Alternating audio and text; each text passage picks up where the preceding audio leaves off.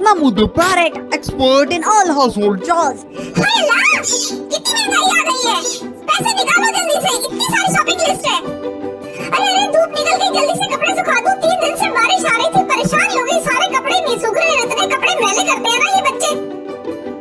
हवा चल रही है, ये हेडबैंड्स बना लेते हैं निट करके, बड़े इन है आजकल। सर्दियों में मेथी के पराठे का तो मजा ही अलग है। फटाफट मेथी साफ कर लो और मेथी के पराठे जब चाय के साथ सूड़ के लूंगी, मजा आ जाए। उफ, आजकल दाल में भी कितने पत्थर आते हैं, परेशान हो गई। लगता है मुझे चश्मा भी लेके आना पड़ेगा। शुक्र है भगवान का, सारे कपड़े सूख गए। फटाफट फोल्ड करके अलमारी में रख देती हूँ।